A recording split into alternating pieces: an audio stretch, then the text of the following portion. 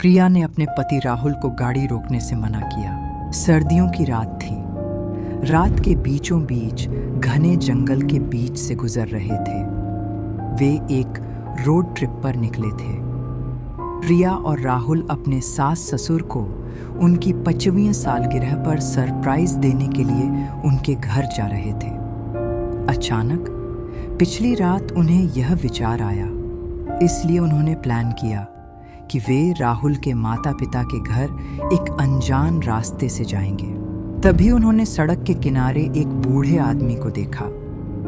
रास्ते के बीच एक अनजान आदमी के लिए गाड़ी रोकना प्रिया को बिल्कुल अच्छा नहीं लगा, लेकिन राहुल उसकी कोई बात नहीं सुन रहा था। उसका मानना था कि आदमी किसी मुसीबत में है और वह उसकी मदद करना चाहता था। राहुल को लगा कि आदमी बहुत बूढ़ा है और वह किसी का नुकसान नहीं कर सकता। प्रिया ने देखा कि आदमी किसी तरह अपनी लाठी के सहारे खड़ा है। वह भयानक रूप से कांप रहा था, जैसे खड़े रहना उसके लिए बहुत मुश्किल हो। राहुल ने और कोई बात नहीं सुनी। बूढ़ा आदमी जंगल में अकेला था और बहुत असहाय लग रहा था। मदद करने के लिए राहुल और प्रिया उसकी ओर गाड़ी लेकर गए, लेकिन जब वे बूढ़े आदमी के पास पहुंचे तो उन्होंने ध्यान दिया कि आदमी की आंखें कैसी चमक रही थीं। आंखों की चाहत, नजर बहुत अजीब थी। प्रिया को असहजता महसूस होने लगी। प्रिया फिर से राहुल को रोकने वाली थी, लेकिन तब तक बहुत देर हो चुकी थी। राहुल ने गाड़ी रोक दी। राहुल ने आदमी से पूछा कि क्या उसे किसी मदद की जरूरत है। आदमी ने राहुल से कहा कि वह जंगल में रास्ता भटक गया है और वह अपने घर वापस जाना चाहता है। उसका घर इसी जंगल के आसपास कहीं है। प्रिया को आदमी बहुत अजीब लगा। जब राहुल ने उससे पूछा कि वह इस जंगल में कैसे रास्ता भटक गया, तो आदमी ने राहुल को कोई तर्क संगत उत्तर नहीं दिया और वह राहुल के ज्यादातर सवालों को टालने लगा। आदमी ने कहा कि उसे कुछ भी याद नहीं है और उसने राहुल से अनुरोध किया कि उसे जल्दी से उसके घर पहुंचा दिया जाए। तब रात के 3 बजे थे। प्रिया को बहुत गुस्सा आया। कोई परिवार एक बूढ़े आदमी को सर्दी की रात में, वह भी अकेले, बाहर क्यों निकलने देगा? और बूढ़ा आदमी भी इतनी रात को जंगल में क्या कर रहा था? आदमी को शायद कोई मानसिक समस्या है। वह कितनी अजीब तरह से देखता है। उसका व्यवहार भी अजीब है। इससे भी बड़ी बात, वह राहुल के सवालों को क्यों टाल रहा था और बस एक शब्द में जवाब दिए जा रहा था। प्रिया को यह सब ठीक नहीं लगा। आदमी का व्यवहार प्रिया को सामान्य नहीं लग रहा था। उसे लगा कि आदमी उनसे कुछ छिपा रहा है। खैर, राहुल ने सोचा कि वह उसे उसके घर पहुंचा देगा। राहुल ने उसे गाड़ी में बैठने को कहा और वे आदमी के घर की ओर चल पड़े। प्रिया आदमी से बातचीत जारी रखने की कोशिश कर रही थी ताकि उसके बारे में जान सके, लेकिन आदमी कोई बात नहीं करना चाहता था। वह ऐसा व्यवहार कर रहा था जैसे उसे प्रिया की कोई बात समझ नहीं आ रही हो, और वह उन्हें उस अजीब नजर से देखता रहा। गाड़ी के अंदर का माहौल एकदम शांत था। प्रिया को बहुत असहज लग रहा था। आदमी थोड़ी देर चुप रहा और अचानक चुप्पी तोड़कर राहुल से गाड़ी रोकने को कहा। वह बोला कि वे उसके घर के पास पहुंच गए हैं। प्रिया ने देखा कि वह एक विशाल घर था। बूढ़े आदमी ने कहा कि वह यहीं रहता है, लेकिन जगह बहुत सुनसान और अंधेरी थी और बहुत ठंडी थी।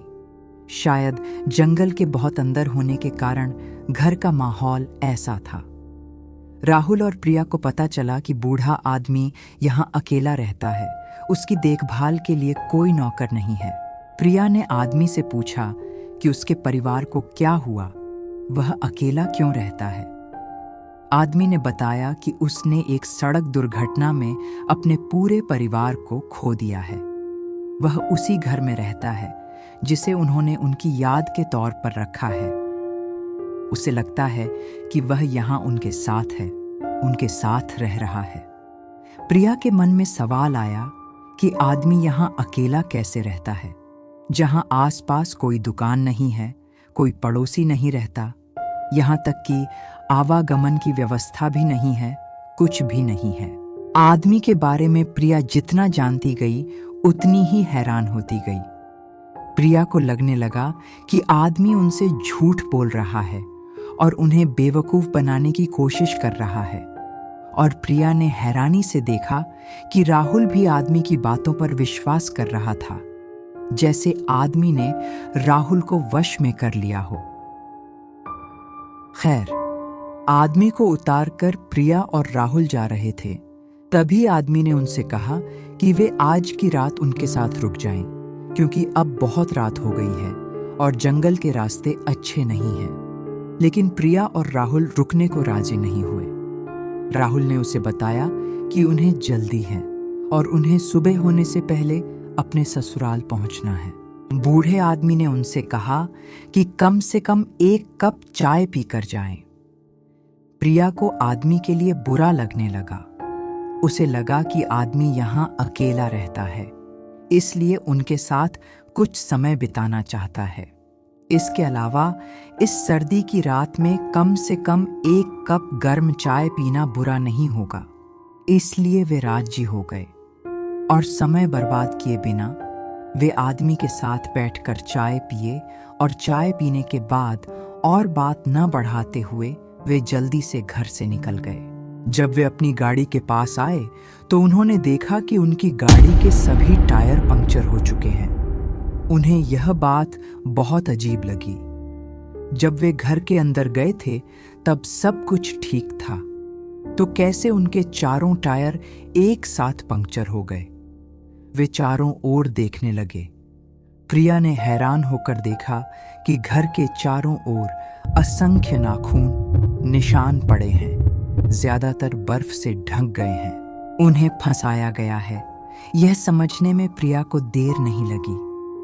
प्रिया ने पहले ही राहुल को इस आदमी के बारे में समझाने की कोशिश की थी, लेकिन राहुल ने प्रिया की कोई बात नहीं मानी थी। उसने प्रिया से कहा था कि बूढ़ा आदमी हमारा क्या नुकसान करेगा। राहुल सुनिश्चित था कि आदमी उनका कोई नुकसान नहीं कर सकता, बल्कि आदमी को मदद की जरूरत है। बूढ़े आदमी के लिए उनका कोई नुकसान करना या उनके पीछे दौड़ना संभव नहीं है। प्रिया को भी लगा शायद वह इन चीजों के बारे में थोड़ा ज्यादा सोच रही है, इसलिए उसने इन विचारों को छोड़ दिया। उसने तय किया कि वह इस पूरे विषय के बारे में और नहीं सोचेगी। अब बहुत रात हो गई है और इतनी रात को मदद मिलना बहुत मुश्किल होगा, और यहाँ मोबाइल में नेटवर्क भी नहीं मिलता है। इसलिए उनके पास इस घर में वापस जाने के अलावा और कोई चारा नहीं था। उन्हें सुबह तक इंतजार करना ही होगा, फिर किसी तरह उन्हें मदद लेनी होगी। उन्होंने फैसला किया कि वे आदमी के घर वापस जाएंगे और भोर तक इंतजार करेंगे। सुबह सूरज उगते ही वे अपने गंतव्य के लिए निकल जाएंगे। वे दोनों आदमी के घर फिर से वापस गए। आदमी उन्हें देखकर बहुत खुश हुआ। ऐसा लग रहा था कि वह जानता था कि वे उसके पास वापस आएंगे, इसलिए उसने इस बारे में तैयारी पहले से कर रखी थी। उसने राहुल और प्रिया के लिए अलग अलग कमरों में रहने की व्यवस्था कर दी।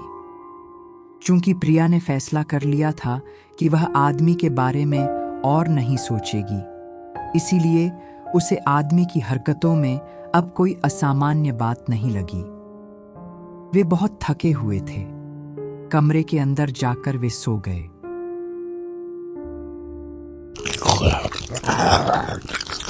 कुछ देर बाद प्रिया को एक अजीब आवाज सुनाई दी। आवाज कमरे के बाहर से आ रही थी। उस आवाज से प्रिया की नींद टूट गई।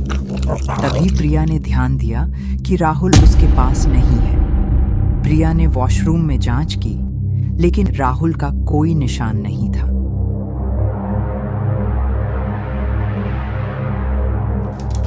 वह सतर्क हो गई और ठीक तभी उसे बाहर से फिर से एक आवाज सुनाई दी।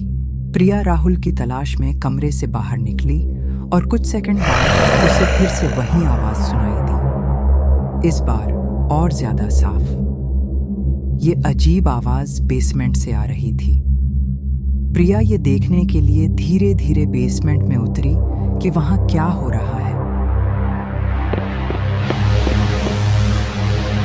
वहां जाकर प्रिया ने जो देखा वह देखकर वह डर गई। प्रिया ने देखा कि उसका पति जमीन पर लेटा हुआ है। उसका शरीर सूख गया है और शरीर का रंग पीला पड़ गया है। वह पूरी तरह से मृत है।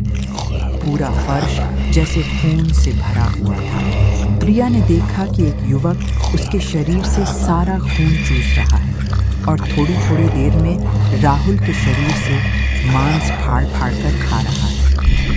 आदमी प्रिया को जाना पहचाना लगा। तभी उसे याद आया, अरे ये तो वही बूढ़ा आदमी है जिससे उनकी रास्ते में मुलाकात हुई थी। उसकी उम्र इतनी कम कैसे हो गई, जैसे वह एक युवक में बदल गया हो।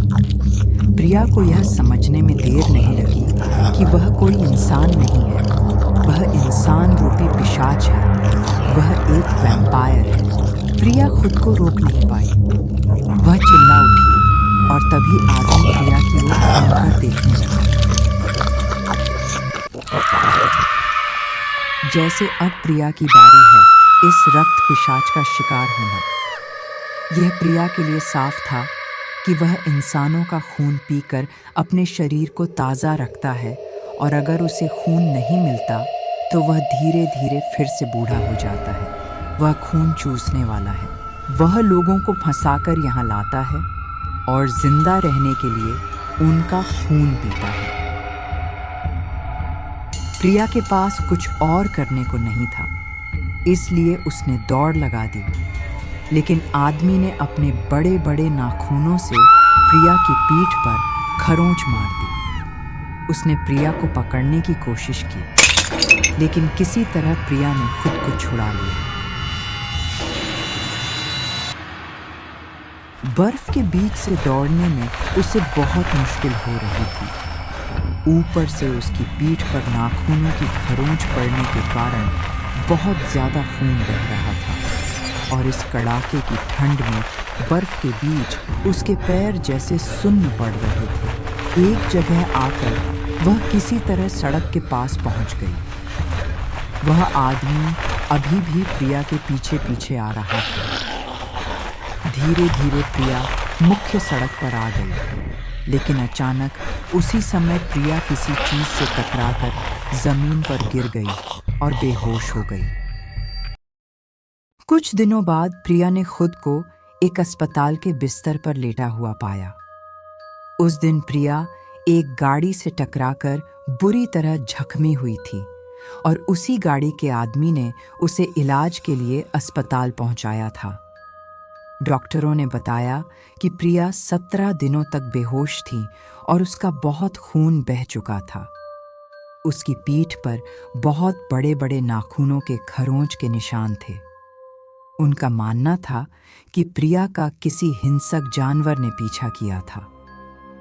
प्रिया ने इस बारे में उन्हें और कुछ नहीं बताया, क्योंकि कोई उसकी बात पर विश्वास नहीं करेगा। वे नहीं जानते कि प्रिया कैसे बचकर लौटी। ये किसी चमत्कार से कम नहीं है, लेकिन जिस चीज ने उसे अंदर से खोखला कर दिया है वह उसकी इस हालत के लिए नहीं है। वह यह है कि प्रिया अपने पति को रोक नहीं पाई। अगर राहुल ने उस दिन उसकी बात सुन ली होती तो आज राहुल को अपनी जान नहीं गंवानी पड़ती। आज भी प्रिया खुद को दोषी मानती है उस रोड ट्रिप के लिए जिसने उसके जीवन को पूरी तरह से रोक दिया है।